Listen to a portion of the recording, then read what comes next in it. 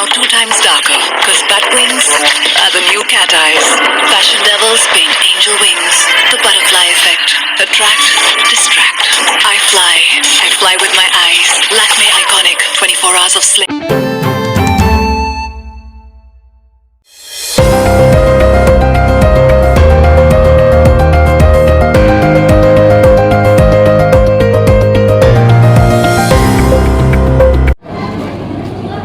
ನಡೆಸ್ಕೊಡ್ಬೇಕಾಗಿ ಕೇಳ್ಕೊಳ್ತಾ ಇದ್ದೇನೆ.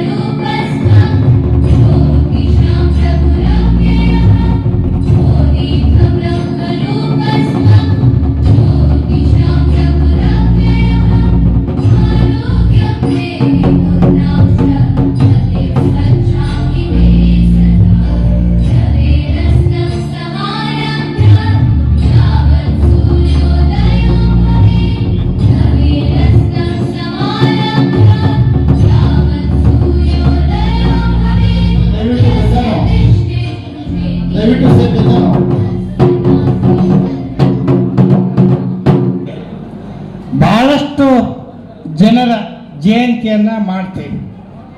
ಯಾಕೆ ಅವರ ಜಯಂತಿಯನ್ನು ಮಾಡ್ತೇವೆ ಅಂದ್ರೆ ಯುವಕರಿಗೆ ಅವರು ಹಾಕಿಕೊಟ್ಟ ಹಾದಿಯಲ್ಲಿ ಯುವಕರು ಹೋಗ್ಬೇಕನ್ನೋ ದೃಷ್ಟಿಯಿಂದ ಮಹಾತ್ಮನ ಜಯಂತಿಯನ್ನು ಮಾಡ್ತೇವೆ.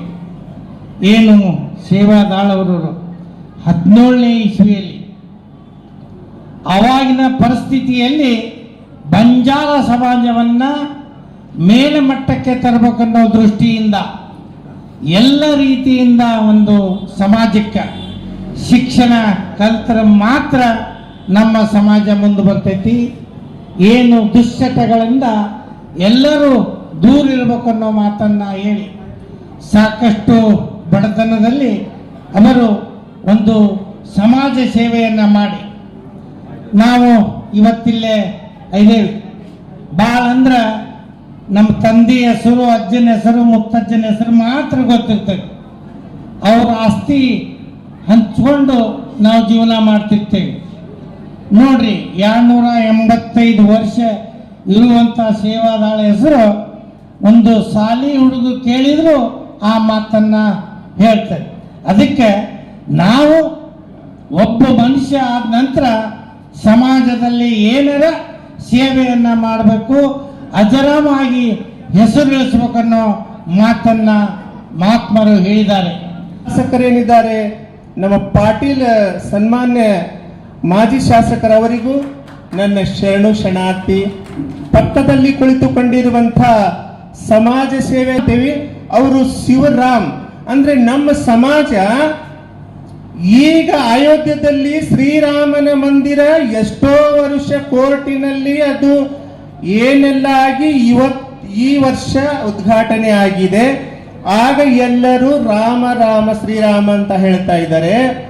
ಈ ಭೂಮಿ ಮೇಲೆ ಯಾವತ್ತು ಮನುಷ್ಯ ಹುಟ್ಟಿದ, ಬಂಜಾರ ಜನಾಂಗದ ನಾಯಕ್ ಡಾವ್ ಕಾರ್ಭಾರಿ ಯಾವಾಗ ಹುಟ್ಟಿದರು ಅವತ್ತಿನಿಂದಲೇ ಬೆಳಿಗ್ಗೆ ಎದ್ದು ಸೂರ್ಯನನ್ನ ನಮಸ್ಕಾರ ಮಾಡಿ ಯಾರಾದರೂ ಒಬ್ಬರಿಗೊಬ್ಬರು ರಾಮ್ ರಾಮ್ ಮಹಾರಾಜ್ ರಾಮ್ ರಾಮ್ ಅಂತ ಹೇಳುವಂತ ಸಮಾಜ ಯಾವ್ದಾದ್ರೂ ಇದ್ರೆ ಅದು ನಮ್ಮ ಲಂಬಾಣಿ ಬಂಜಾರ ಸಮಾಜ ಅನ್ನುವಂತ ಮಾತು. ನಾವು ಅವತ್ತಿನಿಂದನೇ ರಾಮ್ ರಾಮ್ ಅಂತ ಹೇಳ್ತಾ ಬಂದಿದ್ದೇವೆ. ಇತ್ತೀಚೆಗೆ ಬಂದು ಬೇರೆಯವರೆಲ್ಲರೂ ರಾಮ್ ರಾಮ್ ಅಂತ ಹೇಳ್ತಿದ್ದಾರೆ.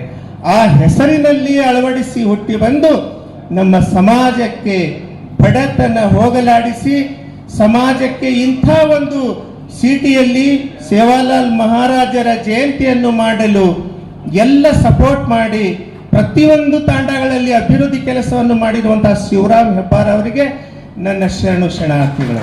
ಪಕ್ಷಕ್ಕಾಗಿ ಬಂದಿಲ್ಲ, ಅವರು ಬಂದಿರುವುದು ಧರ್ಮದ ಪಕ್ಷದ ಕಾರ್ಯಕ್ರಮಕ್ಕೆ.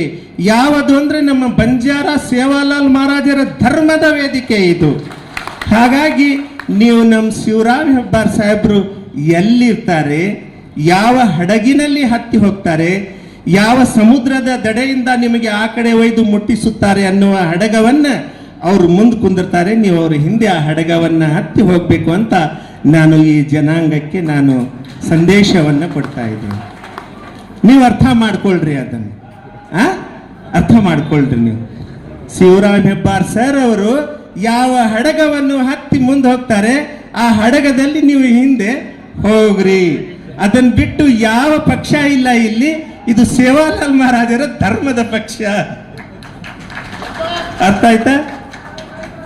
ಬಹಳಷ್ಟು ಜಿಲ್ಲೆಗಳನ್ನ ನಾನು ಪ್ರವಾಸ ಮಾಡಿದ್ದೇನೆ, ಬೇರೆ ಬೇರೆ ರಾಜ್ಯದಲ್ಲಿ ನಾನು ಪ್ರವಾಸ ಮಾಡಿದ್ದೇನೆ.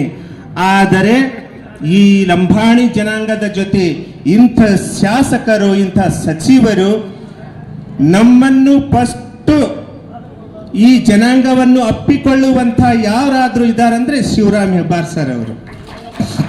ಎಲ್ಲ ಪೂಜ್ಯ ಸ್ವಾಮೀಜಿಗಳು ಮಾತನಾಡುವಾಗ ಅನೇಕ ವಿಚಾರಗಳನ್ನು ಪ್ರಸ್ತಾಪ ಮಾಡಿದ್ದಾರೆ.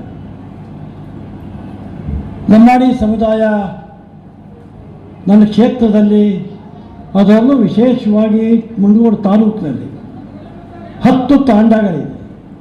ಈ 10 ತಾಂಡಗಳಲ್ಲಿಯೂ ಕೂಡ 2008ನೇ ಇಸ್ವಿಯಿಂದ ನಾನು ಚುನಾವಣೆ ನಿಂತ ಆರಂಭದ ದಿವಸದಿಂದ ಇವತ್ತಿನ ತನಕ ನನ್ನ ಏನಾದರೂ ಏಳಿಗೆ ಆಗಿದ್ದಿದ್ದರೆ ಏಳಿಗೆಯಲ್ಲಿ ಪ್ರಮುಖ ಪಾತ್ರ ವಹಿಸಿದ್ದ ಸಾಲಿನಲ್ಲಿ ಲಂಬಾಣಿ ಸಮುದಾಯ ಒಂದಿದೆ ಅಂತೇಳಿ ನಾನು ಯಾವಾಗಲೂ ನಂಬ್ಕೊಂಡು ಬಂದಿದ್ದೇನೆ. ಹಾಗಾಗಿ ಈ ಸಮುದಾಯಕ್ಕೆ ಬೇಕಾದಂಥ ಮೂಲಭೂತ ಸೌಕರ್ಯ ಏನೆಲ್ಲ ಮಾಡಬೇಕೋ ಎಲ್ಲ ತಾಂಡಗಳಲ್ಲೂ ಮಾಡಿ ಮುಗಿಸಿದ್ದೇನೆ. ಒಂದೇ ಒಂದು ದೊಡ್ಡ ಬೇಡಿಕೆ ಈ ಸಮುದಾಯದ ಪ್ರಮುಖರು, ಸಮಾಜದ ಮುಂದಾಳುಗಳು ಭಾಳ ದಿವಸದಿಂದ ಕೇಳಿರ್ತಕ್ಕಂಥ ಒಂದು ಬೇಡಿಕೆ, ಒಂದು 20 ಗುಂಟೆ ಜಾಗ ಮುಂಡಗೋಡು ನಗರದಲ್ಲಿ ಈ ಸಮುದಾಯಕ್ಕೆ ಬೇಕು. ಭಾಳ ಕಾಲದಿಂದ ಸ್ವಾಮಿಗಳು ಕೂಡ ಭಾಳ ವೈಚಾರಿಕವಂಥ ಶಬ್ದವನ್ನು ಬಳಸಿ ಒಂದು ಮಾತನ್ನು ಹೇಳಿದ್ರು, ಜೋಳಿಗೆ ಹಾಕಿದ್ದೇನೆ ಅಂತೇಳಿ. ಯಾವ ಜೋಳಿಗೆ ಹಾಕಬೇಕಾದ ಅವಶ್ಯಕತೆ ಇಲ್ಲ, ಅತಿ ಶೀಘ್ರದಲ್ಲೇ ನಿಮ್ಮ ಬೇಡಿಕೆ ಈಡೇರುತ್ತೆ. ಲಂಬಾಣಿ ಸಮುದಾಯಕ್ಕೆ ಬೇಕಾದಂಥ ಸ್ಥಳ ನಾನು ಒಮ್ಮೆ ಮಂಜೂರಿ ಮಾಡಿದ್ದೆ ಸ್ವಾಮೀಜಿ, ಮಂಜೂರಿ ಮಾಡಿದೆ. ಆದರೆ 2 ವರ್ಷ ಒಳಗೆ ಕಟ್ಕೊಳ್ಬೇಕು ಅಂತೇಳಿ ಕಂಡೀಷನ್ ಹಾಕಿದ್ರು. ಆ ಕಾರಣಕ್ಕೆ ಕೋವಿಡ್ ಬಂದೋಯಿತು. ಕೋವಿಡ್ನ ಕಾರಣಕ್ಕಾಗಿ ಹಣ ಕೊಡೋಕ್ಕಾಗಲಿಲ್ಲ. ಆ ಹಿನ್ನೆಲೆಯಲ್ಲಿ ಅದು ರದ್ದಾಯಿತು. ಈಗ ಪುನಃ ಮತ್ತೆ ಮಂಡಿಸಿದ್ದೇನೆ, ಮಂಜೂರಿ ಮಾಡಿ ಇದಕ್ಕೆ ಬೇಕಾಗತಕ್ಕಂಥ 1 ಕೋಟಿ ಹಣವನ್ನು ಕೂಡ ತಂದು ಬಂಜಾರ ಸಮಾಜದ ಫೌಂಡೇಶನ್ಗೆ ಸ್ವಾಮಿಗಳ ಕೈಯಲ್ಲೇ ಹಾಕ್ತಕ್ಕಂಥ ಕೆಲಸ ಮಾಡ್ತೀನಿ ಹೇಳುವಂಥ ಮಾತನ್ನು ಈ ಸಂದರ್ಭದಲ್ಲಿ ಹೇಳ್ತೀನಿ. ಒಟ್ಟಾರೆ ಒಂದು ಮಾತನ್ನು ಹೇಳ್ತೀನಿ, ಗುರುಗಳೇ, ನಿಮ್ಮ ಸಮುದಾಯಕ್ಕೆ ಯಾವುದೇ ರೀತಿ ಅನ್ಯಾಯ ಆಗೋದಕ್ಕೆ ನಾನು ಕೊಡೋದಿಲ್ಲ.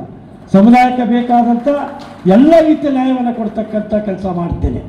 ಸಮಾಜದ ಬಂಧುಗಳಿಗೂ ಒಂದು ಮಾತನ್ನು ಹೇಳ್ತೀನಿ, ಮನುಷ್ಯನ ಜೀವನದಲ್ಲಿ ಒಂದು ಗುರು ಇರಬೇಕು, ಹಿಂದೆ ಗುರು ಇರಬೇಕು, ಮುಂದೊಂದು ಗುರಿ ಇರಬೇಕು. ಒಂದು ಗುರುಗಳನ್ನು ನೀವು ಗಟ್ಟಿಯಾಗಿ ಇಟ್ಕೊಳ್ಳದೆ ಹೋದರೆ ನಾವು ಗುರಿ ಮುಟ್ಟೋದಕ್ಕೆ ಸಾಧ್ಯ ಆಗೋದಿಲ್ಲ, ಎಲ್ಲ ಸಮಾಜಕ್ಕೂ ಕೂಡ. ಹಾಗಾಗಿ ಗುರುಗಳನ್ನು ಕೂಡ ಗಟ್ಟಿಯಾಗಿ ಇಟ್ಕೊಡಿ, ಗುರು ಪರಂಪರೆಯನ್ನು ಬೆಳೆಸ್ತಕ್ಕಂಥ ಸಂಸ್ಕಾರ ಬೆಳೆಸ್ಕೊಡಿ. ಎಲ್ಲಿ ಗುರು ಬೆಳೀತಾರೆ ಅಲ್ಲಿ ನಾವು ಶಿಷ್ಯರೆಲ್ಲ ಬೆಳೀತೇವೆ.